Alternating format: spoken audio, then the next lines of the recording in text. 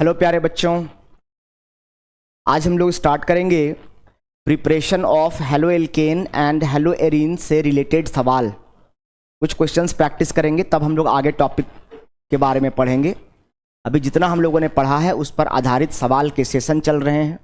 इसके पहले वाले लेक्चर में हमने किया था फिजिकल प्रॉपर्टीज़ पर आधारित सवाल।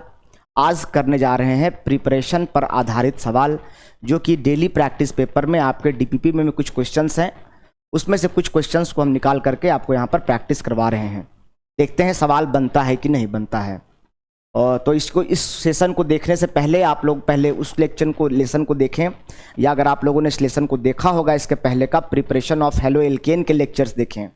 अगर आपने उस लेक्चर को देख लिया है तो एक बार नोट्स को पहले रिवाइज करें, उसके बाद आप इस क्वेश्चन को अटेम्प्ट करेंगे, अदरवाइज आपको दिक्कत होगी। सबसे पहले क्या कहा जाता है, आपको बोला है कि कॉन्क HCl और ZnCl2 के साथ यदि आप रिएक्शन करवाते हैं, ठीक है, तो क्या कहता है कि विच of the following will not give alkyl halide alkyl chloride at room temperature. तो आपको पता होना चाहिए, अगर आपको यह बात पता होना चाहिए कि जो रिएक्टिविटी ऑर्डर होता है, रिएक्टिविटी ऑर्डर ऑफ अल्कोहल जो होता है, वो सबसे ज़्यादा तेज़ी से जो रिएक्ट करता है वो 3 डिग्री होता है।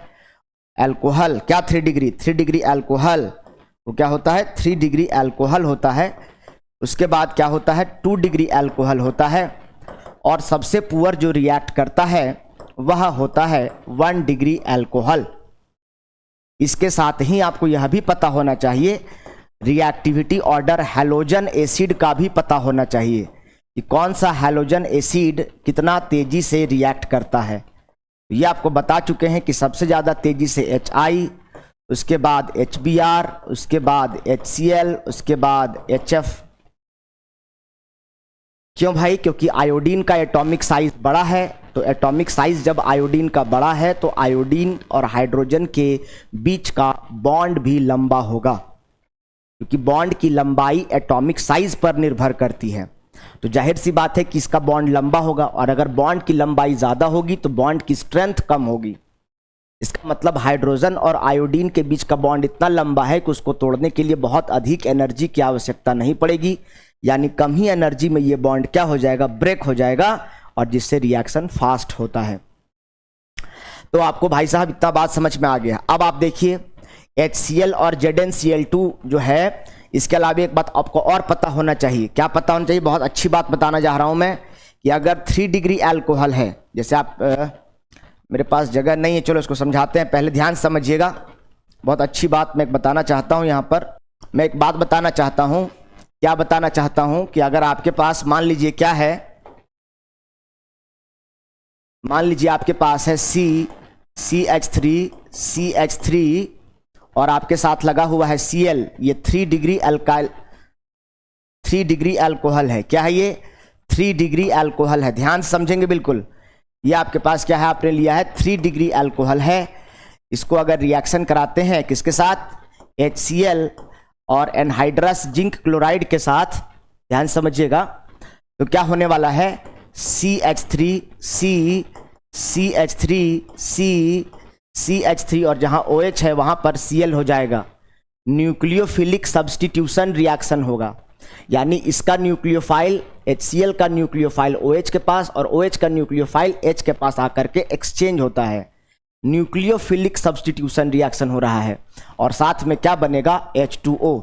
ये रिएक्शन बहुत फास्ट होगा, सो टर्बिडिटी, बहुत टर्बिडिटी के साथ ये रिएक्शन होगा। टर्बिडिटी मतलब होता है उफान मारना, बहुत तेजी के साथ, इंस्टेंटली, तुरंत क्षण भर में ही ये क्या करेगा, रिएक्ट कर देगा रूम टेम्परेचर पर ही। ये 3 डिग्री अल्कोहल है। लेकिन अगर आप 2 डिग्री अल्कोहल लेंगे, इसके जगह पर आप क्या लेते हैं, सपोज 2 डिग्री अल्कोहल लेते हैं। 2 डिग्री अल्कोहल का मतलब यह हुआ कि आप इस प्रकार का अल्कोहल लेते हैं और इसको आप रिएक्शन कराते हैं HCl और ZnCl2 के साथ। इसको लूकस रिएजेंट कहा जाता है। क्या कहा जाता है? लूकस रिएजेंट कहा जाता है। ये पहले भी पढ़ाते समय भी बता चुके हैं, ये जो लूकस रिएजेंट होता है। तो ऐसा करने से क्या होगा, CH3H और यहाँ पर क्या आ जाएगा, Cl आ जाएगा, और साथ में आपके पास क्या बनेगा, H2O। यहां पर भी टर्बिडिटी देखने को मिलेगा। टर्बिडिटी मतलब बता रहे हैं उफान, यहां पर भी आपको टर्बिडिटी देखने को मिलेगा, बट आफ्टर 5 मिनट्स, 5 मिनट्स के बाद आपको यहां पर उफान देखने के लिए मिलेगा। यानी आपने क्या देखा कि 3 डिग्री के मुकाबले 2 डिग्री अल्कोहल जो है थोड़ा कम रिएक्ट करता है। और उसी प्रकार अगर 1 डिग्री अल्कोहल को देखेंगे आप, CH3, CH2, CH2OH, ये आपके पास 1 डिग्री अल्कोहल है। और 1 डिग्री अल्कोहल जो होता है वो सबसे पुअर रिएक्ट करता है। तो आपके पास, और HCl भी क्या है, वीक है।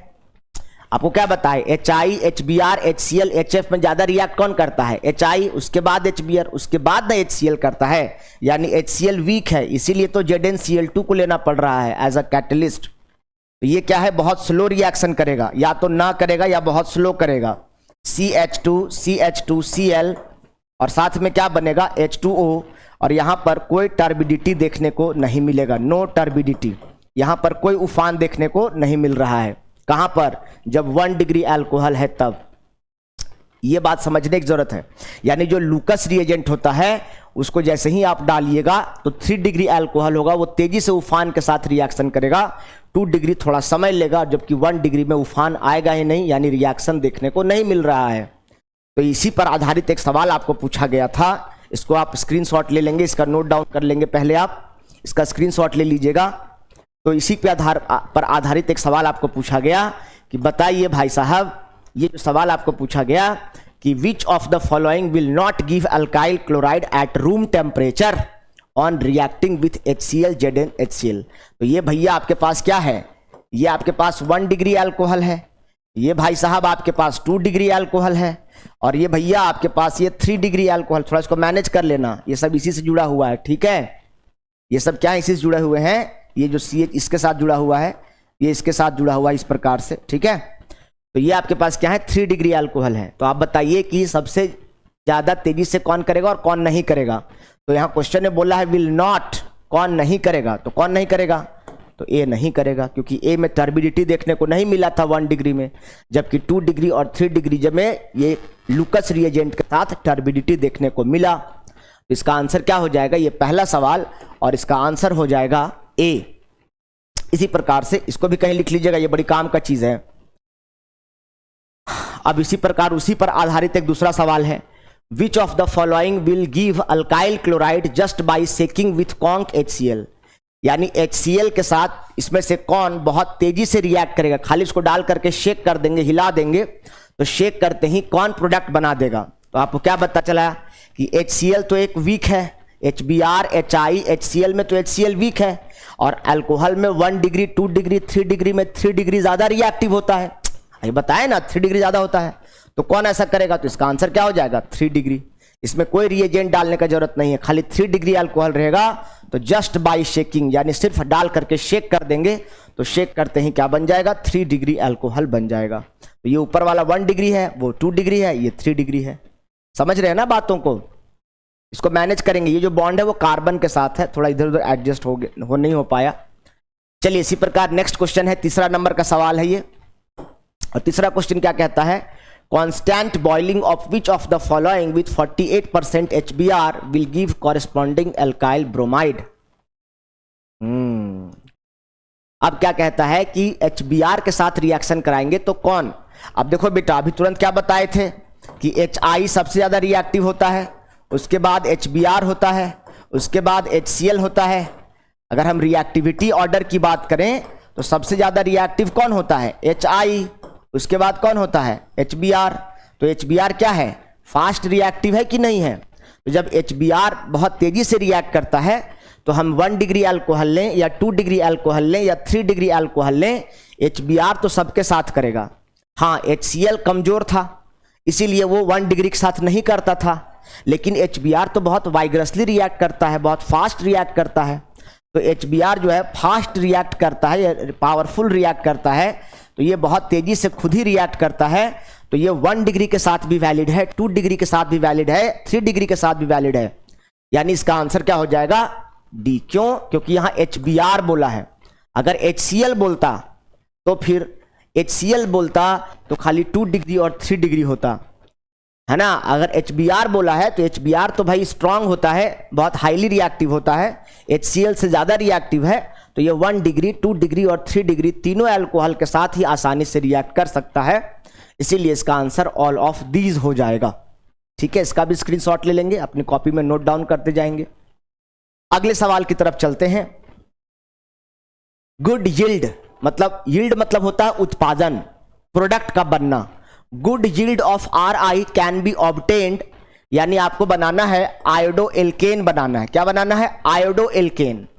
Iodo alkane can be obtained by heating alcohols with NaI और K। ये अच्छा क्वेश्चन है, ये बहुत अच्छा क्वेश्चन है, और मुझे लगता है कि मैंने ये आपको शायद नहीं बताया है, या थ्योरी में शायद नहीं पढ़ाया है। मैंने क्लास में तो कराया हूं मैं, पर पता नहीं इसमें कराया है कि नहीं कराया है। देखो ध्यान से, एक्चुअल में होता क्या है उसको ध्यान समझिएगा। आपके पास होता है, एक एग्जांपल लेकर ही बढ़िया से समझाते हैं। देखिए क्या कहना चाहता है, ये कह रहा है कि जब आपके पास मान लीजिए कोई रिएक्शन है CH3 CH2OH, मान लेते हैं ये है, ठीक है, और इसको रिएक्शन कराते हैं। अगर इससे आपको आयोडो एल्केन बनाना है, अल्कोहल से क्या बनाना है? आयोडो एल्केन बनाना है, तो KI एकदम शुरू से समझाते हैं, ज़्यादा बढ़िया समझ में आएगा आपको। बिल्कुल शुरू, हम ये मान के चल रहे हैं आपको कुछ नहीं आ रहा है, शुरू से समझाते हैं। देखो सबसे पहले ध्यान समझो, अगर मान लीजिए आपके पास अल्कोहल है, क्या है आपके पास? अल्कोहल है, और इस अल्कोहल से आपको बनाना है क्लोरो एल्केन बनाना है, तो यहां पर क्या लेना पड़ेगा? HCl और ZnCl2। ऐसा करने से क्या हो जाएगा? CH3 CH2 Cl और प्लस H2O बनेगा। ध्यान से समझना, अगर HCl लिए हो तो, वैसे तो ये 1 डिग्री है लेकिन फिर भी समझना, क्योंकि ये वीक है और ये भी वीक है, इसीलिए कैटलिस्ट की जरूरत पड़ रही है।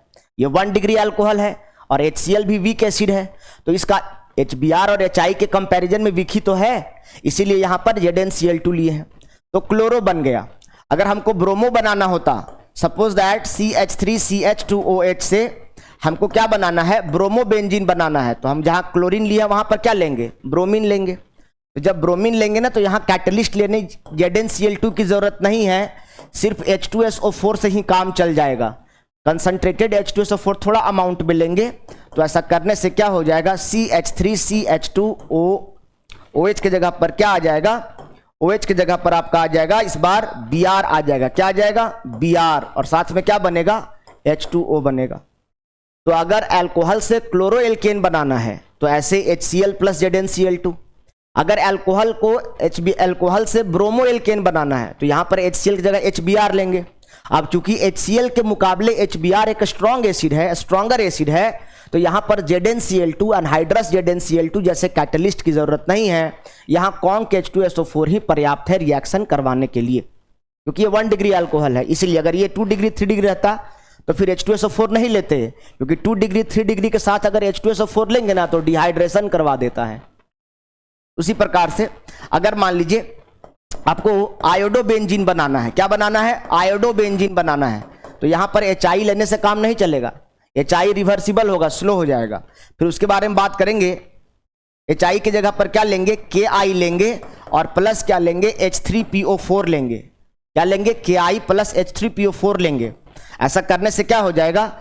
CH3 CH2 और जहां OH है वहां पर I हो जाएगा, और आपके पास हो जाएगा KHSO4, और साथ में आपके पास बनेगा एक H बचा हुआ है और एक OH बचा हुआ है, तो ये बनेगा आपके पास H2O। ठीक है, अब ध्यान से समझने की जरूरत है। यहां पर KI के साथ H3PO4 लिए हैं। अगर कोई पूछेगा कि यहां H3PO4 के अलावे क्या दूसरा एसिड ले सकते हैं सर?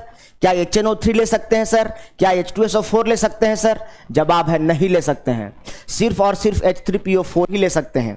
तो वही पूछता है कि जब आपको आयोडो बेंजीन बनाना है अल्कोहल के साथ, तो NaI और KI के साथ क्या चीज लेते हैं? तो KI या NaI के साथ क्या चीज ले रहे हैं आप? क्या ले रहे हैं? H2SO4 ले रहे हैं। क्या ले रहे हैं? H3PO4 ले रहे हैं। क्या ले रहे हैं? HNO3 ले रहे हैं। तो आप क्या ले रहे हैं? H3PO4 ले रहे हैं। अगर यहां H2SO4 लेंगे तो रिएक्शन नहीं होगा। क्यों नहीं होगा? उसके बारे में समझिए कि अगर H2SO4 लेंगे तो क्या प्रॉब्लम होगा। पहले इसको नोट डाउन करिए, फिर आगे बात करते हैं। देखिए प्रॉब्लम क्या होगा। Why not H2SO4? हमने सवाल पूछा है, ये भी बहुत इंपॉर्टेंट बात है, लिखेंगे कि वाई नॉट H2SO4। आपने जो H3PO4 लिया है तो इसके जगह पर आप H2SO4 क्यों नहीं ले सकते हैं?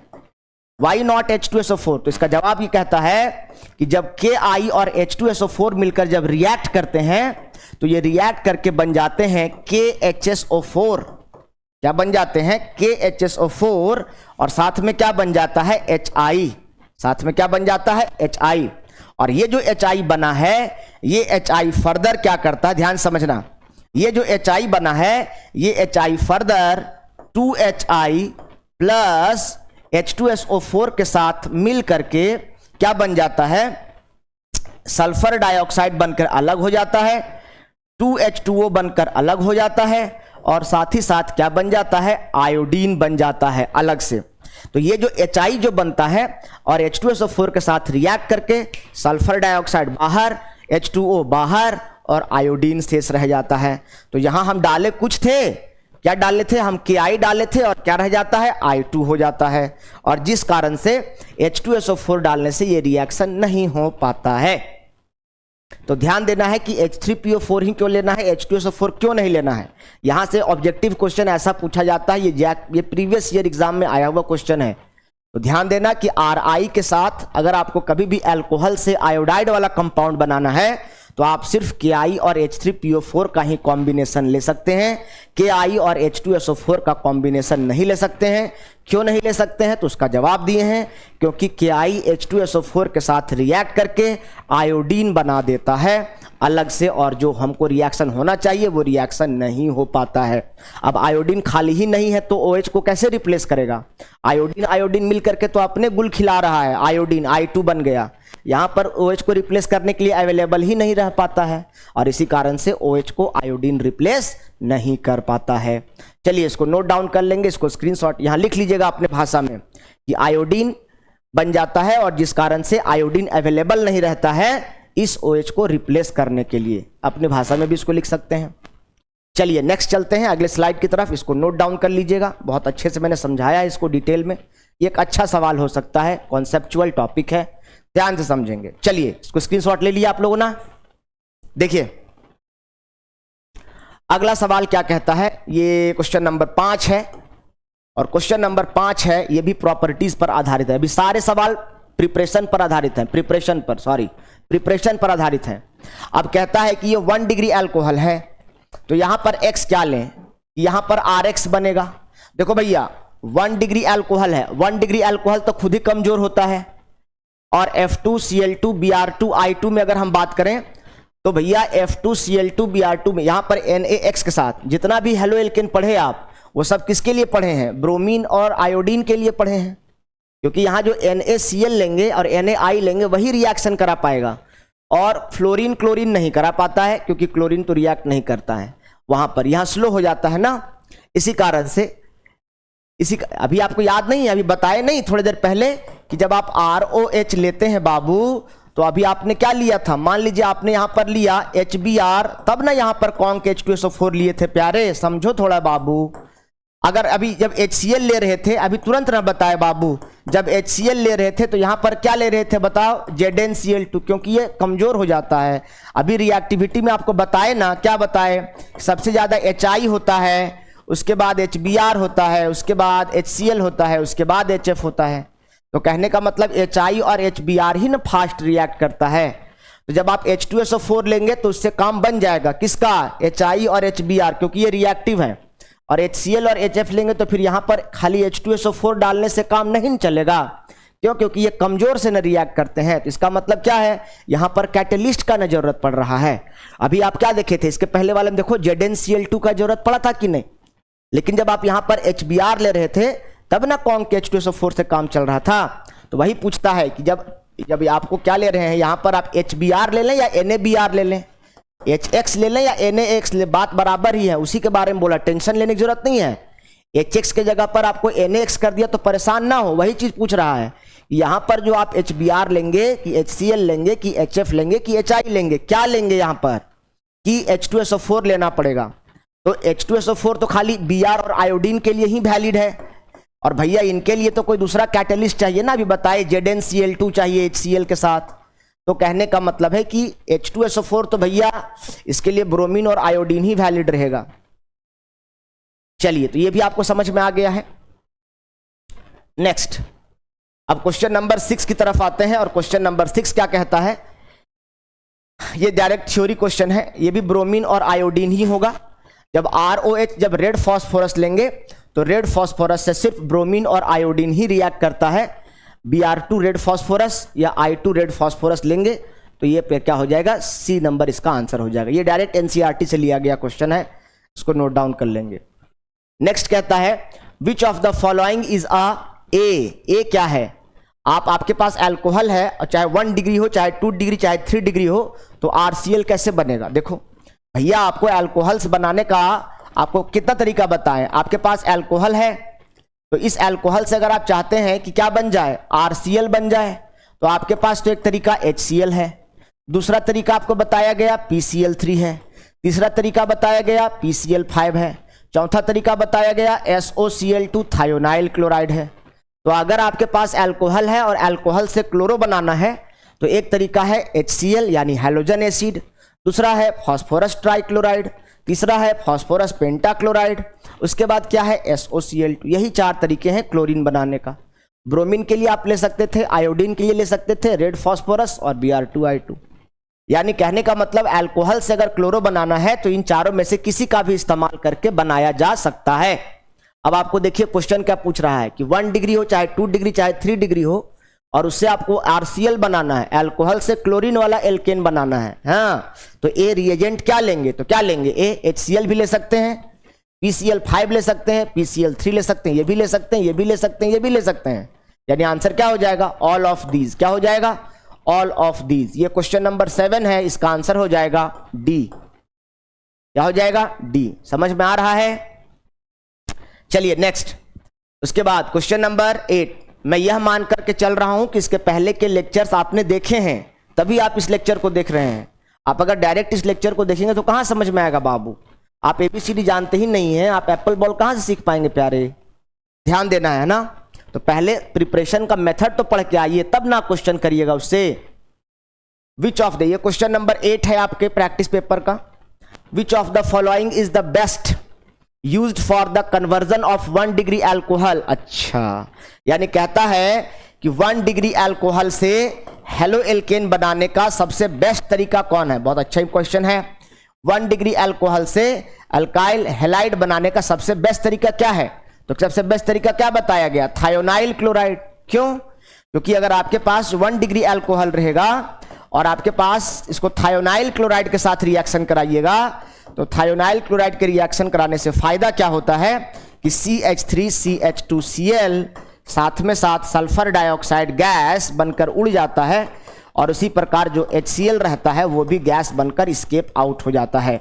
यानी आपके पास प्योर हेलो एल्केन की प्राप्ति होती है, प्योर एल्काइल हैलाइड की प्राप्ति होती है, और प्यूरिफिकेशन का खर्चा बच जाता है। कोई बाई प्रोडक्ट, कोई सेकेंडरी प्रोडक्ट नहीं बनता है। जबकि अगर आप PCl5 या PCl3 या HCl लेंगे तो साथ साथ बाई प्रोडक्ट भी, सेकेंडरी प्रोडक्ट भी बनता है। लेकिन थायोनाइल क्लोराइड, कौन सा क्लोराइड, इसको बोलते हैं थायोनाइल क्लोराइड, पहले भी बता चुके हैं। थायोनाइल क्लोराइड, या इसी को बोला जाता है सल्फ्यूरस डाइक्लोराइड। क्या कहा जाता है, सल्फ्यूरस डाइक्लोराइड। सल्फ्यूरस डाइक्लोराइड सबसे बेस्ट रिएजेंट होता है कभी भी अल्कोहल से हेलो एल्केन बनाने का। ये बहुत इंपॉर्टेंट क्वेश्चन है, थ्योरी में भी आ सकता है। ठीक है, चलिए आगे चलते हैं। इसके बाद क्वेश्चन नंबर 9 की तरफ आते हैं, और क्वेश्चन नंबर 9 का कहता है विच of the following can be used for the very nice. ये क्वेश्चन कराया हुआ क्लास में क्वेश्चन है, अभी आपको कराए हैं, लास्ट स्लाइड में यही क्वेश्चन था कि अगर आपके पास कभी भी फेनॉल हो तो फेनॉल में अगर फास्फोरस पेंटाक्लोराइड डाल देंगे तो ऐसा करने से जहां फेनॉल है वहां पर क्लोरीन ला के लग जाएगा, और साथ में आपके पास क्या बन जाएगा, POCl3 फास्फोरस ऑक्सीक्लोराइड, और साथ में साथ क्या बन जाएगा, 3 एक 4 और एक 5 HCl। इसको बोलते हैं फास्फोरस ऑक्सीक्लोराइड। क्या बोलते हैं, फास्फोरस ऑक्सीक्लोराइड कहा जाता है। तो अगर आपके पास फेनॉल है तो फेनॉल को भी ये कन्वर्ट कर देगा हेलो एल्केन में, सॉरी हेलो एरिन में। तो OH से अगर क्लोरीन, OH को रिप्लेस करना हो Cl से, तो उसके लिए एक ही रिएजेंट है PCl5। ये बात PCl3 में नहीं है, ये बात किसी में नहीं है, HCl में नहीं, किसी में नहीं है, सिर्फ PCl5 ही ऐसा कर सकता है। ये बात पहले भी आपको थ्योरी में पढ़ा चुके हैं। तो 9 का जो आंसर होगा वो क्या होगा, ए होगा। इसका भी स्क्रीनशॉट लें, आगे चलते हैं। क्वेश्चन नंबर 10 अभी आपको साफ दिखाई नहीं दे रहा है, इसको लास्ट में करा देंगे। ये अच्छा क्वेश्चन है, लास्ट में मैं लिख के समझाऊंगा इसको। आगे चलते हैं क्वेश्चन नंबर 11 की तरफ। 9 के बाद 11 में आए हैं, 10 नंबर ब्लर था इसलिए उसको लिख के समझाना पड़ेगा पहले। विच of the following is formed, ये बहुत अच्छा क्वेश्चन है बाबू, देखो जरा ध्यान से। वीडियो को पॉज करके आप खुद भी ट्राई कर सकते हैं, चीजों को आप समझते अगर हैं तो। देखिए यहां पर क्या होता है, बेंजीन से जो कार्बन डायरेक्टली कनेक्टेड रहता है उसको बेंजाइलिक कार्बन कहते हैं। हमने क्या कहा बच्चे, ये अगर आपके पास बेंजीन रिंग है और बेंजीन से डायरेक्टली जो कार्बन जुड़ा रहता है इसको कहा जाता है बेंजाइलिक कार्बन। और ये हम आपको बता चुके हैं कि जो बेंजाइलिक कार्बन होते हैं, ये जो होते हैं ये फोटो सेंसिटिव होते हैं। क्या होते हैं, फोटो सेंसिटिव होते हैं, यानी रोशनी के प्रति संवेदनशील होते हैं। रोशनी के प्रति संवेदनशील होते हैं, यानी अगर आपको लाइट कहीं अगर पड़ेगा तो लाइट पड़ते ही ये जो एक्टिवेट हो जाता है बेंजाइलिक कार्बन। और देखिए यहाँ पर दिखा है लाइट, तो जब लाइट पड़ेगा तो यहाँ पर जो आपका क्लोरीन है वो बेंजाइलिक कार्बन पर ही जाकर अप्रोच करेगा और इसका आंसर हो जाएगा CH2Cl। हाँ, अगर ये लाइट नहीं रहता, अगर क्या रहता, ये लाइट नहीं रहता तो ये क्लोरीन इस बेंजाइलिक कार्बन पर जुड़ने के बजाय बेंजीन रिंग के ऑर्थो या पारा पोजीशन पर जाकर जुड़ता, बेंजीन रिंग के ऑर्थो या पारा पर जाकर जुड़ता। लेकिन चूंकि यहाँ पर लाइट बोला है और लाइट के प्रेजेंस में बेंजाइलिक कार्बन काफी सेंसिटिव होता है, जिस कारण से ये रिएक्शन रिंग में न जाकर के हो करके, मतलब ये क्लोरीन जो है वो रिंग, बेंजीन रिंग के कार्बन में ना जुड़ करके बेंजाइलिक कार्बन से एक हाइड्रोजन को हटाकर उसकी जगह पर जुड़ेगा। तो ध्यान देना है, लाइट बोला है इसीलिए इसका आंसर क्या हो जाएगा, ए हो जाएगा। बहुत अच्छा क्वेश्चन है। इसके पहले वाला जो 10 नंबर था वहां पे डार्क था क्वेश्चन में, ध्यान से समझने की जरूरत है। यानी कहने का मतलब है कि अगर मान लीजिए, यही क्वेश्चन क्या था, ध्यान समझिएगा। अगर मान लीजिए आपके पास दिया है सपोज दैट CH3 और आपके पास लिखा है Fe या FeCl3 ले लिया है, या Fe लिया है और साथ में FeCl3 मान ले लिया है, या Fe लिया हुआ है, या कोई भी लेविस एसिड लिया हुआ है, AlCl3 लिया हुआ है, बता चुके हैं, बहुत अच्छे से समझाए भी हैं। और यहाँ पर Cl2 लाइट नहीं है, तो जब लाइट नहीं है ना तो ये क्या करेगा कि जो क्लोरीन है ना वो बेंजीन रिंग पर या तो ऑर्थो पर या फिर पारा पर जाकर के जुड़ेगा। या तो ऑर्थो पर CH3 जहाँ है वहीं रहेगा और इसके रेस्पेक्ट में पारा पर जाकर क्लोरीन जुड़ेगा। अगर लाइट नहीं है, डार्क है, तब डार्क बोले चाहे नहीं बोले, तो डार्क रहेगा तो बेंजीन के कार्बन पर जाकर जुड़ेगा। और अगर मान लीजिए कि यहाँ पर आप इसको लाइट के साथ रिएक्शन कराते हैं, लाइट मतलब H के साथ कराते हैं, तो उस कंडीशन में कैटलिस्ट वही रखते हैं, क्या रखते हैं, Cl2 रखते हैं। तो यहाँ पर CH3 था, वो CH3 वहीं रहेगा, सॉरी CH2 हो जाएगा और CH2 के साथ क्या लग जाएगा, Cl लग जाएगा। तो थोड़ा सा फर्क है, बस ध्यान देना है कि डार्क रहेगा तो बेंजीन के कार्बन पर जाकर जुड़ेगा, या तो ऑर्थो पर या पारा पर। और अगर अंधेरा नहीं होकर के लाइट हो जाएगा तो लाइट आते ही क्लोरीन या कोई भी हैलोजन है तो वो बेंजीन के कार्बन पर नहीं, बेंजाइलिक कार्बन पर जाकर के जुड़ेगा। ये बहुत अच्छा सवाल है। तो ये 10 नंबर सवाल ये था, 11 नंबर सवाल ये है। तो दोनों कॉन्सेप्ट आपका क्लियर हो गया, इसको नोट डाउन करिए। अगर कोई बात नहीं समझ में आता है तो उसको कमेंट करेंगे कि सर यहाँ पर यह बात नहीं समझ में आया, ठीक है। चलिए इसको लिखेंगे, इसका स्क्रीनशॉट ले लीजिए बाबू, फिर आगे चलते हैं। ठीक है प्यारे, वेरी नाइस, वेरी गुड। देखो अब क्या कहता है, द रिएक्शन ऑफ एल्केन और alkyl benzene with H2 is reversible and needs an oxidising agent HNO3 और HGO। अच्छा, अब आप ही बताइए ना बाबू कि रिएक्टिविटी ऑर्डर ऑफ हैलोजन क्या सिखाए हैं, बताइए, आप ही बताइए। रिएक्टिविटी ऑर्डर ऑफ हैलोजन क्या बताएं हैं, कौन सा हैलोजन ज़्यादा तेजी से रिएक्ट करता है, बताइए, बताए हैं ना, कौन सा हैलोजन ज़्यादा तेजी से रिएक्ट करता है। तो बताए हैं सबसे तेजी से F2 करता है, उसके बाद Cl2 करता है, उसके बाद Br2 करता है और सबसे पुअर होता है I2। हाँ, अगर आप HX की बात करेंगे तो फिर आयोडीन वाला पहले रिएक्ट करता है, उसके बाद ब्रोमीन वाला करता है, उसके बाद क्लोरीन वाला, उसके दोनों को मिक्स मत करो, यहाँ पर क्या है, खाली फ्लोरीन है और यहाँ पर हाइड्रोजन आयोडाइड है। तो जब HI रहेगा, H वाला केस में आयोडीन आगे रिएक्ट ज़्यादा करता है और फ्लोरीन के केस में फ्लोरीन ज़्यादा तेज़ी से रिएक्ट करता है। दोनों को एक साथ दिमाग में सेट कीजिए। खाली फ्लोरीन रहेगा तो छोटा होने के कारण इलेक्ट्रॉनिक रिपल्सन ज़्यादा होगा, फ्लोरीन के बीच में इलेक्ट्रॉनिक रिपल्सन ज़्यादा होगा, क्योंकि ये दोनों बहुत पास हो जाएंगे ना, तो रिपल्सन ज़्यादा होगा। तो वही बात कहने का मतलब है। तो क्वेश्चन कहता है कि जब आप एल्केन को रिएक्शन कराते हैं RH, यानी एल्केन को जब X2 के साथ रिएक्शन कराते हैं तो क्या बनता है, RX बनता है। तो ऐसा कराने के लिए किसमें आपको किसी रिएजेंट की ज़रूरत पड़ेगी, यानी सबसे स्लो कौन रिएक्ट करेगा, बताओ कौन, फ्लोरीन, क्लोरीन, ब्रोमीन, आयोडीन। तो आपका जवाब क्या होगा, आपका जवाब होगा आयोडीन सबसे स्लो होगा और इसीलिए उसके लिए किसी ऑक्सीडाइजिंग एजेंट की ज़रूरत पड़ेगी।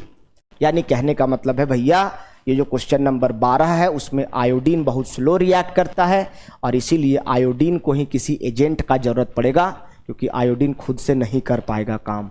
नहीं समझ पा रहे हैं? चलो नेक्स्ट चलते हैं। लोग बोर तो नहीं हो रहा है जी, चीज़ों को समझ रहे हो कि नहीं? अगर नहीं भी समझ रहे हो तो भी हाँ बोलना है। जितना पढ़ा रहे हैं उसको नोट्स करते जाना है, मेंशन करते जाना है। देखिएगा आपका एक भी क्वेश्चन आपका छूटेगा नहीं। जितना पढ़ा रहे हैं इसको अच्छे से ध्यानपूर्वक नोट्स बनाते जाएंगे। थोड़ा सा मेहनत करेंगे, एक बार मेहनत करेंगे। पहला चैप्टर है ऑर्गेनिक का, तो इसमें थोड़ा मेहनत तो है बाबू।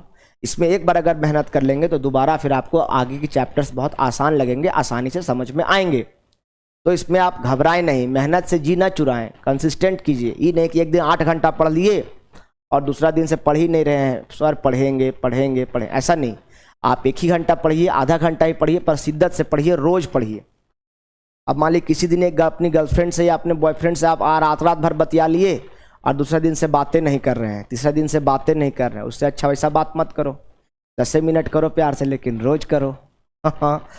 तो वही बात है बाबू। तो कहने का मतलब एक के दिन पूरा खा लिए एकदम 4-5 दिन का, उसके बाद उल्टी पल्टी कर रहे हैं, वॉमिटिंग कर रहे हैं, दूसरे दिन से खाना ही नहीं खा रहे हैं। वैसा खाने का क्या मतलब है? उससे बढ़िया थोड़ा थोड़ा खाइए, पर रोज़ खाइए। हैं? Very nice. चलो, डायरेक्ट हैलोजिनेशन ऑफ एल्केन और alkyl benzene is not carried out with which of the following halogen. आप खुद महसूस कीजिए, जो ट्रेन रुकी हुई रहती है और जो ट्रेन थोड़ा थोड़ा धीरे धीरे ही सही पर चलते रहती है, तो सुकून किस में मिलता है? ट्रेन जब रुक जाती है तो टेंशन हो जाता है, अरे काहे रुक गया, सरकार को कोसने लगते हैं। लेकिन धीरे धीरे ही सही जब चलते रहता है तो उतना आभास नहीं होता है। तो थोड़ा ही सही, धीरे ही सही, पर चलते रहिए, बढ़े चलो, रुकना नहीं है बॉस, रुकोगे तो कहानी खत्म है। चलते चलो, धीरे ही सही पर चलो, निरंतर चलते रहो। डेली 1 घंटा काम करेंगे तो हो जाएगा। डायरेक्ट हैलोजिनेशन ऑफ एल्केन और alkyl benzene is not carried out with which of the following halogenation. ये बहुत बढ़िया सवाल है और इसका करेक्ट आंसर है फ्लोरीन। फ्लोरीन के साथ कभी भी डायरेक्ट हैलोजिनेशन नहीं होता है। हाँ, यानी मेरे कहने का मतलब है कि आपके पास RH है, इसके जगह पर आप X2 के साथ रिएक्शन करा के आप आप क्या ले सकते हैं, RX प्लस HX बना सकते हैं। लेकिन यहाँ जो आप X लेंगे वो या तो क्लोरीन लेंगे या ब्रोमीन लेंगे, या अगर बहुत दिक्कत है तो आप आयोडीन भी ले सकते हैं, काम चल जाएगा। लेकिन भैया फ्लोरीन नहीं ले सकते हैं, आप फ्लोरीन नहीं ले सकते हैं, आप X is equal to fluorine नहीं ले सकते हैं, फ्लोरीन तो कतई नहीं ले सकते हैं। तो वही कहता है कि एल्केन का जब हैलोजिनेशन कराते हैं तो यहाँ कौन चीज़ नहीं लेते हैं, किसको नहीं लेते हैं? तो जवाब क्या है, फ्लोरीन नहीं लेते हैं। काहे नहीं लेते हैं सर? मन में जिज्ञासा होगा जानने का, बहुत बढ़िया चीज़ है।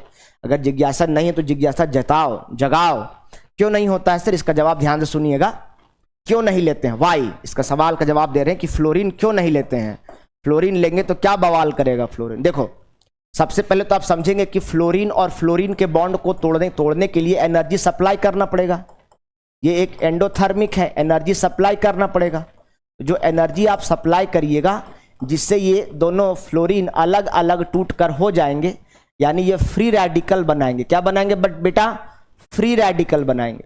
और साथ ही साथ इसको कराने के लिए जो आप एनर्जी देंगे वो आपको एनर्जी सप्लाई करना पड़ेगा 155 किलो जूल पर मोल। क्या करना पड़ेगा? 155 किलो जूल पर मोल एनर्जी देंगे। तो फ्लोरीन और फ्लोरीन अपना अपना इलेक्ट्रॉन, ये अपना इलेक्ट्रॉन और ये अपना इलेक्ट्रॉन लेकर बाहर हो जाएंगे, अपना अपना इलेक्ट्रॉन लेकर टूटा है, इसको कहते हैं फ्री रेडिकल बनेंगे। तो यहाँ पे एनर्जी सप्लाई करना पड़ेगा इसके लिए 155 किलो जूल पर मोल। अब यहाँ पर क्या होगा, ये जो आप CH4 है इसके साथ जब फ्लोरीन का एक फ्री रेडिकल रिएक्ट करके क्या बनाएगा, CH3F बन जाएगा और साथ में क्या रिलीज करेगा, एक हाइड्रोजन का फ्री रेडिकल। और ये जो रिएक्शन हुआ, दूसरा स्टेप में जो रिएक्शन हुआ, ठीक है, ये तुम्हारा स्टेप 1 था, तो स्टेप 1 में एनर्जी देना पड़ा, यानी स्टेप 1 जो था वो एंडोथर्मिक था। स्टेप 1 में एनर्जी देना पड़ा, वो क्या था, एंडोथर्मिक था। और दूसरा स्टेप मतलब एनर्जी एब्जॉर्ब किया एटमॉस्फेयर से।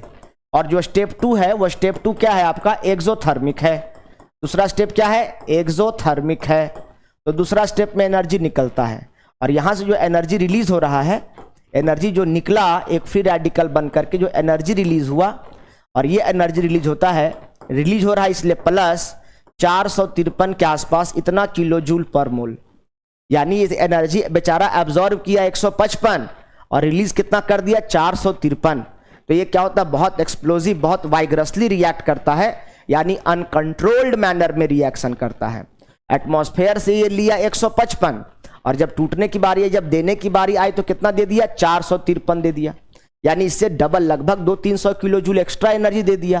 तो ये बहुत अनकंट्रोल्ड मैनर में रिएक्शन होता है। यहाँ एनर्जी सप्लाई आपकी है या एटमॉस्फेयर से ये लिया है, और यहाँ पर ये दिया है, जब हाइड्रोजन फ्री रेडिकल है तो ये दिया है 453, जो कि उसके मुकाबले बहुत ज्यादा है, यानी ये संभाल नहीं पाया, जितना लिया उससे ज्यादा दे दिया, मतलब रिलीज किया, और जिस कारण से रिएक्शन बहुत फास्ट हो जाता है, और बहुत फास्ट होने की वजह से अनकंट्रोल्ड हो जाता है, और इसी कारण से फ्लोरीन का कभी भी डायरेक्ट हैलोजिनेशन नहीं करवाया जाता है। चलिए आगे चलते हैं। इसके बाद नेक्स्ट अब कहता है सैंडमेयर रिएक्शन से क्या बना सकते हैं, तो बढ़ा चुके हैं, क्लोरोबेंजीन बना सकते हैं, ब्रोमोबेंजीन बना सकते हैं, साइनोबेंजीन बना सकते हैं, फ्लोरोबेंजीन बना सकते हैं, कैसे, HbF4 से, आयोडोबेंजीन बना सकते हैं, कैसे, HI से। डाइजोनियम सॉल्ट का रिएक्शन कराकर सैंडमेयर रिएक्शन क्या होता है बताइए, बताए हैं ना। सैंडमेयर रिएक्शन क्या होता है, ये आपके पास है N2+ Cl- या X-, इसको आप रिएक्शन करा देंगे CuCN के साथ, बेंजीन रिंग पर क्या हो जाएगा बताइए, यहां पर साइनोबेंजीन हो जाएगा। उसी प्रकार CuCl के साथ करा देंगे, तो CuCl के साथ करा देंगे तो क्या हो जाएगा, CuCl HCl के साथ करा देंगे, CuCl के साथ CuCN, और इसके साथ करा देंगे तो क्या हो जाएगा, HCN के साथ क्लोरोबेंजीन बन जाएगा। बन जाएगा कि नहीं बन जाएगा। अगर यहां पर इसको किसके साथ करा दें, ब्रोमो CuBr HBr के साथ, साथ में HBr भी रहेगा, तो ऐसा करने से क्या बन जाएगा, ब्रोमोबेंजीन बन जाएगा। इसमें अगर हम क्या डाल देंगे, HbF4 डाल देंगे, हाइड्रोजन फ्लोरोबोरेट डाल देंगे, ऐसा करने से क्या बन जाएगा बताइए, फ्लोरोबेंजीन बन जाएगा। अगर इसी में क्या डाल दें, क्या डाल दें, Ki डालकर शेक कर दें, क्या डाल दें, खाली पोटेशियम आयोडाइड डालकर शेक कर दें, तो यहाँ क्या लग जाएगा, आयोडीन लग जाएगा। तो इससे आप साइनोबेंजीन बना सकते हैं, क्लोरोबेंजीन बना सकते हैं, ब्रोमोबेंजीन बना सकते हैं, फ्लोरोबेंजीन बना सकते हैं, आयोडोबेंजीन बना सकते हैं। और डाइजोनियम सॉल्ट कैसे बना सकते हैं, तो डाइजोनियम सॉल्ट बनाने के लिए क्या बताए कि आपके पास एनिलीन होना चाहिए। एनिलीन मतलब बेंजीन रिंग पर NH2, और इसके साथ आप क्या ले सकते हैं, HNO2 लीजिए, या फिर दूसरा क्या बताए कि NaNO2 और HCl को मिला दीजिएगा और इसको गर्म कर दीजिए, कितना, 273 से 278 केल्विन तक, लगभग 5 डिग्री सेल्सियस पर। इसको क्या बोलते हैं, डाइजोटाइजेशन, यानी एनिलीन का डाइजोटाइजेशन कीजिएगा तो क्या बन जाएगा, बेंजीन डाइजोनियम सॉल्ट। और बेंजीन डाइजोनियम सॉल्ट से क्या बना सकते हैं, iodobenzene, fluorobenzene, bromobenzene, chlorobenzene, cyanobenzene. यही जो आपका रिएक्शन है इसी को कहते हैं सैंडमेयर रिएक्शन। ये पूरा जो है यहां से यहां तक डाइजोटाइजेशन है और ये पूरा सैंडमेयर रिएक्शन है, इसको कहते हैं बेंजीन डाइजोनियम सॉल्ट। और बेंजीन डाइजोनियम सॉल्ट से कोई भी हेलो एरीन बनाया जा सकता है। तो ये भैया सैंडमेयर रिएक्शन, तो इसका आंसर क्या हो जाएगा, ऑल ऑफ दीज हो जाएगा। इसको भी कहीं नोट डाउन कर लीजिएगा। नहीं समझ पाए बच्चों, चलिए वेरी नाइस, आगे चलते हैं। इसके बाद benzene diazonium chloride is converted to the reaction is, तो सैंडमेयर रिएक्शन अभी तुरंत ना बताए कि बेंजीन डाइजोनियम साल्ट को से, अगर आप क्या कह रहा है कि बेंजीन डाइजोनियम साल्ट है, N2 प्लस Cl माइनस, और इससे आपको बनाना है क्लोरोबेंजीन बनाना है या ब्रोमोबेंजीन बनाना है। क्या बनाना है? क्लोरोबेंजीन या ब्रोमोबेंजीन बनाना है in presence of CH2 Cl2 HCl। CH2 कैसे? यहाँ Cu2 होगा तो Cu2 CH2 नहीं, Cu2 Cl2 HCl, Cu2 not CH2। C इसको साफ करो, यहाँ पे वहां गलती लिखा गया है, CH2 नहीं होता है, Cu2 Cl2 HCl। यहाँ Cu लिखा है बेटा, CH नहीं, या Cu2Br2 HBr यहाँ ठीक लिखा हुआ है। तो ये क्या होता है? रिएक्शन को क्या कहते हैं? सैंडमेयर रिएक्शन कहते हैं। तो टाइम वेस्ट नहीं करते हैं इसमें, सीधा आगे चलते हैं। अब कहता है for conversion of benzene diazonium chloride to iodobenzene. अभी तुरंत ना बताए, देखो तो जरा सैंडमेयर रिएक्शन में क्या बताएं कि अगर आपको डाइजोनियम साल्ट से आयोडोबेंजीन बनाना है तो उसके लिए रिएजेंट क्या लिए हैं आप? CuI लिए हैं। क्या लिए हैं? सिर्फ KI लिए हैं, पोटेशियम आयोडाइड। तो यही क्वेश्चन पूछता है कि बेंजीन डाइजोनियम साल्ट से, अगर आपको बेंजीन डाइजोनियम साल्ट से आयोडोबेंजीन बनाना है तो क्या लेंगे? KI लेंगे। देख रहे हैं कैसे क्वेश्चन पूछा जा रहा है। चलिए, क्वेश्चन नंबर 16 था ये, क्वेश्चन नंबर 16 भी हो गया। इसके बाद क्वेश्चन नंबर 17 की तरफ आते हैं, और क्वेश्चन नंबर 17 क्या कहता है? देखो यहाँ पर ये एक अनसिमेट्रिकल एल्कीन है, और जब अनसिमेट्रिकल एल्कीन रहता है तो वहां पर लगता है मार्कोव-निकोव रूल। क्या लगता है? मार्कोव-निकोव रूल। और मार्कोव-निकोव रूल क्या कहता है कि जिस कार्बन पर पहले से ही हाइड्रोजन की संख्या ज्यादा है, हाइड्रोजन उसी के पास जाएगा और उसके ठीक बगल वाले कार्बन पर हैलोजन जाएगा, और जिससे क्या बनेगा? 2 डिग्री अल्काइल हैलाइड बनेगा। अगर 3 डिग्री बन रहा हो तो 3 डिग्री बनेगा। क्यों? क्योंकि स्टेबिलिटी ऑर्डर की अगर हम बात करें तो सबसे ज्यादा कौन सा अल्काइल हैलाइड ज्यादा स्टेबल होता है? 3 डिग्री अल्काइल हैलाइड ज्यादा स्टेबल होता है। 3 डिग्री सबसे ज्यादा स्टेबल होता है। उसके बाद 2 डिग्री अल्काइल हैलाइड होता है। उसके बाद 1 डिग्री अल्काइल हैलाइड सबसे पुअर होता है। 2 डिग्री अल्काइल हैलाइड के बाद कौन आता है? 1 डिग्री अल्काइल हैलाइड होता है। तो ये आपको पता होना चाहिए। 1 डिग्री है ना। तो कहने का मतलब है कि यही है मार्कोव-निकोव रूल। तो फाइनल प्रोडक्ट क्या बनेगा? तो आंसर क्या हो जाएगा? C हो जाएगा। क्या हो जाएगा? C। मार्कोव-निकोव क्या कहता है? जब इन दोनों कार्बन के बीच का डबल बॉन्ड यानी पाई बॉन्ड हटेगा तो जो पॉजिटिव पार्ट होता है वो उस कार्बन के पास जाता है। पॉजिटिव मतलब ये H प्लस और ये X माइनस। तो जो पॉजिटिव पार्ट होता है वो उस कार्बन के पास जाएगा जिसके पास पहले से ही हाइड्रोजन की संख्या ज्यादा है। यानी इसके पास 2 हाइड्रोजन है तो इसी के पास हाइड्रोजन जाएगा, और जो हैलोजन होगा वो उसके बगल वाले कार्बन पर जाएगा। तब जाकर क्या बनाएगा? 2 डिग्री। देखो 2 डिग्री बना रहा है कि नहीं। जिस कार्बन से हैलोजन अटैच होता है उसको अल्फा कहते हैं, और अल्फा से जुड़े हुए कार्बन को बीटा कार्बन कहते हैं। यहाँ 2 बीटा कार्बन है, इसलिए क्या है? ये 2 डिग्री अल्काइल हैलाइड है। इसके अलावा जितने भी आप देख रहे हैं सब अल्टर पल्टर दिखा रहा है, कुछ फालतू का विकल्प दिया है। इसका मतलब इसका आंसर जो है क्वेश्चन नंबर 17, और इसका जो आंसर है वो होगा C। ये मार्कोव-निकोव रूल है। चलिए नेक्स्ट चलते हैं। Which of the following is correct with respect to. इसका मतलब क्या है? विथ रेस्पेक्ट टू लिखा हुआ है। With respect to the following reaction. यहां पर जब आप अनसिमेट्रिकल एल्कीन का डायरेक्ट हैलोजिनेशन कर रहे हैं, यहां पर Br2 लिए हैं, तो Br2 क्या होता है? देखो ध्यान से, रिएक्शन कैसे करेगा? CH3CH डबल बॉन्ड CH2, और इसके साथ आप Cl2 या Br2 लेते हैं in presence of carbon tetrachloride. तो ऐसा करने से क्या होता है? पाई बॉन्ड टूटता है। जो पाई बॉन्ड, डबल बॉन्ड में से एक सिग्मा बॉन्ड और एक पाई बॉन्ड है, और उससे क्या होता है? इस कार्बन पर भी ब्रोमीन और इस कार्बन पर भी ब्रोमीन जाकर जुड़ जाता है। और ऐसा होने के दौरान ये जिसका जो कलर है वो क्या होता है? ब्रोमीन का कलर ब्राउन रहता है, रेड ब्राउन, और उससे क्या होता है? कलरलेस हो जाता है। बिल्कुल सही बात कह रहा है ये। और प्रोडक्ट क्या बना? Vicinal dibromide. विसिनल क्या होता है? जेमिनल और विसिनल बताए हैं। जब सेम कार्बन पर 2 हैलोजन हो जाए, सेम कार्बन पर 2 हैलोजन हो जाए तो इसको जेमिनल कहा जाता है, और जब 2 लगातार कार्बन पर 2 सेम हैलोजन हो जाए तो इसको विसिनल कहा जाता है। बताए हैं कि नहीं बताए हैं? जब सेम कार्बन पर 2 हैलोजन हो जाए तो जेमिनल कहते हैं, और जब 2 लगातार कार्बन पर 2 हैलोजन हो जाए तो विसिनल कहते हैं। यानी इससे जो प्रोडक्ट बनेगा वो विसिनल बनेगा। बोली भी सही है। अब जब 2 चीज सही हो गया तो ऑल ऑफ द ऐसे भी करेक्ट हो जाएगा ना, ज्यादा दिमाग लगाना ही क्या है। चलो नेक्स्ट, इसका स्क्रीनशॉट ले लीजिएगा। चलते हैं आगे। इसके बाद यहाँ पर देखते हैं, क्वेश्चन कहता है सेलेक्ट द इनकरेक्ट रिएक्शंस पूछा है कि इसमें से कौन इनकरेक्ट है। देखिए यहाँ पर आपको दिखाई दे रहा है ये डबल बॉन्ड है, साफ से देखिए, ठीक है, और यहाँ पर भी आपको डबल बॉन्ड समझना है। अब देखो यहाँ पर आप देखिए ये वाला जो कॉर्नर पर जो कार्बन देख रहे हैं आप, और यहाँ पर जो कार्बन देख रहे हैं, ये कार्बन जो है वो कितने बॉन्ड बना रखा है, 1 2 3, यानी यहाँ पर एक हाइड्रोजन छुपा हुआ है।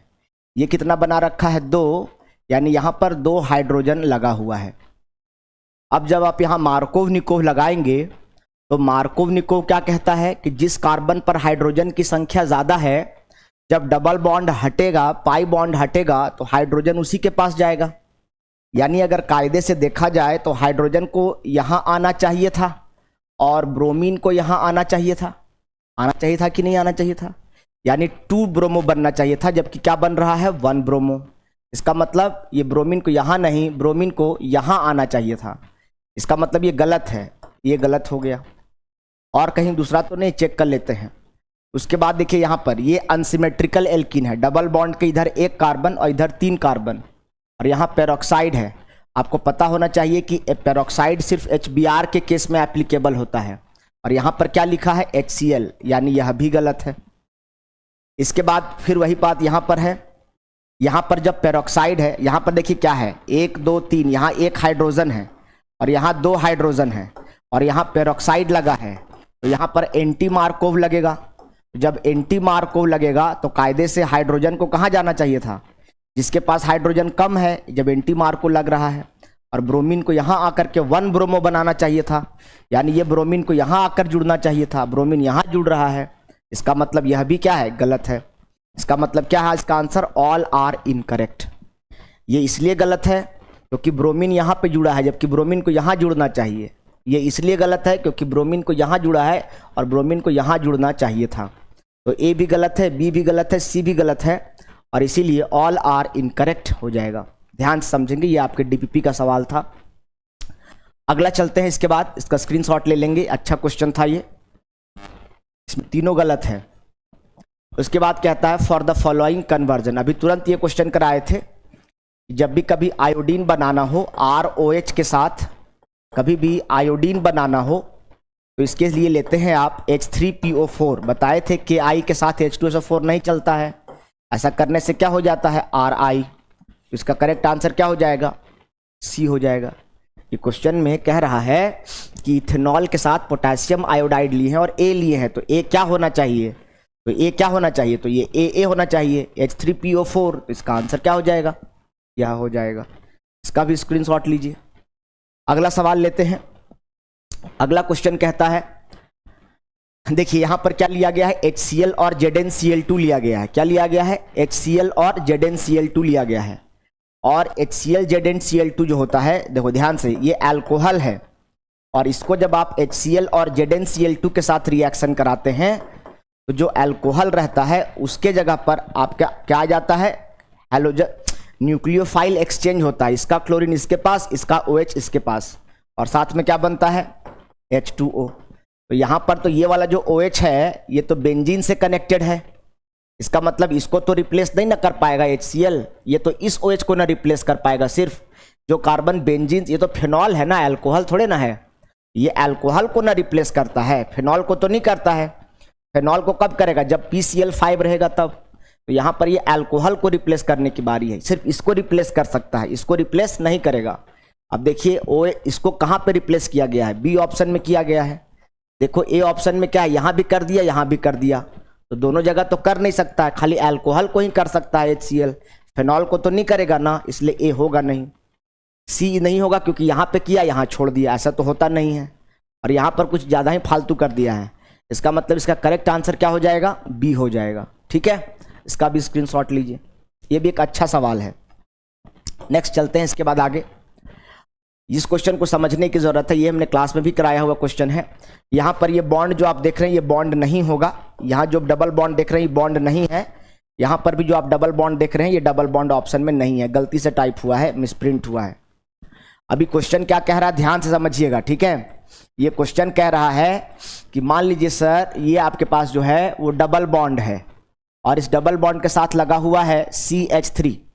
अब ध्यान समझिए, ये कार्बन कार्बन जितना भी कॉर्नर देख रहे हैं सभी जगह पर कार्बन है और कार्बन 4 बॉन्ड बनाता है। तो ये कार्बन कितना बॉन्ड बनाया है? अभी 2 बनाया है, तो 2 हाइड्रोजन यहाँ होगा ना, हिडन है। इसी प्रकार यहाँ पर भी 2 हाइड्रोजन होगा, इसी प्रकार यहाँ पर भी 2 हाइड्रोजन होगा, इसी प्रकार यहाँ पर भी 2 हाइड्रोजन होगा। 1 2 3 बॉन्ड बनाया है, यहाँ 1 हाइड्रोजन होगा, 1 2 यहाँ पर 1 भी हाइड्रोजन नहीं होगा। अब जब कहता है कि जब इसको मार्कोव-निकोव रूल लगाएंगे तो क्या कहता है कि जब डबल बॉन्ड हटेगा तो हाइड्रोजन उस कार्बन के पास जाएगा जिस कार्बन के पास पहले से हाइड्रोजन की संख्या ज्यादा है, क्योंकि यहाँ पेरोक्साइड नहीं लगा है। इसका मतलब ये डबल बॉन्ड हटेगा तो ये हाइड्रोजन कहाँ पे जाएगा? इसके पास जाएगा। और आयोडीन कहाँ पर जाएगा? इसके पास जाएगा जिसके पास पहले से मिथाइल लगा हुआ है। तो बताइए ऐसा किस ऑप्शन में आपको देखने को मिल रहा है? ऐसा सी ऑप्शन में देखने को मिल रहा है। डबल बॉन्ड हटेगा, डबल बॉन्ड टूटेगा, डबल बॉन्ड टूटने से क्या बन जाएगा? कुछ ऐसा प्रोडक्ट बनेगा। ध्यान से देखिए, डबल बॉन्ड हटा है, यहाँ पहले से H था तो वहां पर क्या हो जाएगा? एक और H आ जाएगा यहाँ पर, और यहाँ पर जहाँ CH3 था इस कार्बन पर हाइड्रोजन कम था तो जो आपका आयोडीन है वो यहाँ पर आ जाएगा एज पर मार्कोव-निकोव रूल। यहाँ क्या लग रहा है? मार्कोव-निकोव रूल अप्लाई हो रहा है। तो कायदे से जिस कार्बन पर हाइड्रोजन की संख्या ज्यादा होती है हाइड्रोजन उसी के पास जाता है जब डबल बॉन्ड ब्रेक होता है। तो उस हिसाब से इसका करेक्ट आंसर क्या हो जाएगा? सी हो जाएगा। ठीक है, इसको ध्यान से समझिएगा, इसको लिख लीजिएगा, इसको लाइटली मत लीजिएगा इस क्वेश्चन को, इसको आप समझ नहीं पाएंगे, नहीं तो फंस जाएंगे। इसके बाद उसी प्रकार से एक सवाल है, देखिए यहां पर क्वेश्चन क्या कह रहा है, ध्यान समझिएगा। एक थ्योरी है, अगर आपके पास ये हैलोजन है और अगर इसको Br2 के साथ रिएक्शन कराते हैं इन प्रेजेंस ऑफ CCl4, तो ऐसा करने से क्या होगा कि जो डबल बॉन्ड है वो डबल बॉन्ड हटेगा और हटने से दोनों कार्बन की वैलेंसी डिस्टर्ब हो जाएगी, तो दोनों जगह पर जाकर ब्रोमीन जुड़ जाएगा। जब डबल बॉन्ड हटेगा तो एक ब्रोमीन इसके पास और एक ब्रोमीन इसके पास जाकर के जुड़ जाएगा और इस प्रकार का फॉर्मेशन होगा। तो ऐसा कौन सा ऑप्शन है? जिन 2 कार्बन पर डबल बॉन्ड है इन दोनों कार्बन पर, यानी ऑप्शन क्या हो जाएगा? बी। यही क्वेश्चन को चाहे तो घुमा सकता था, इसको कहा जाता है एलाइलिक सब्स्टिट्यूशन। एक बात और ध्यान से समझ लीजिए, यहां पर खेला बदल सकता है। अगर ये ऑप्शन में कुछ चेंज कर देता, सपोज आपको डबल बॉन्ड ऐसे कर दिया और साथ में आपको ले लेता Br2 और साथ में आपको ले लेता हीट, क्या बोल देता? हीट दे रहे हैं, और साथ में क्या दे रहे हैं? लाइट भी दे रहे हैं। कितना हीट दे रहे हैं?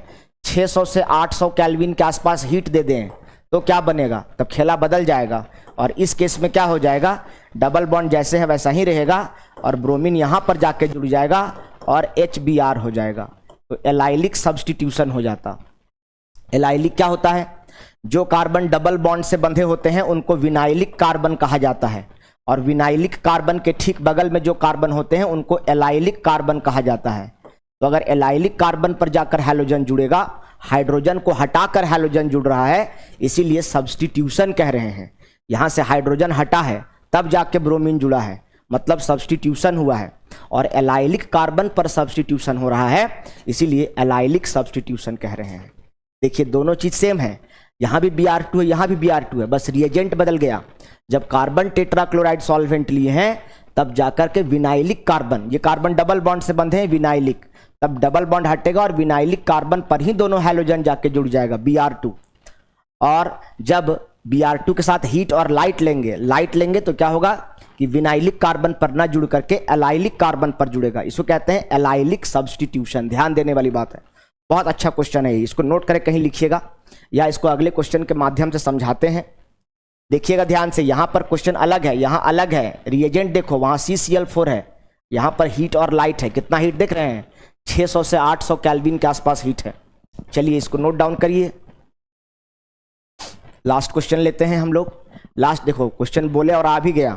अब यहां पर Br2 क्या है? डेल्टा मतलब क्या समझते हैं आप? डेल्टा मतलब क्या होता है? हीट होता है, और लाइट भी क्या लिए हैं? UV light.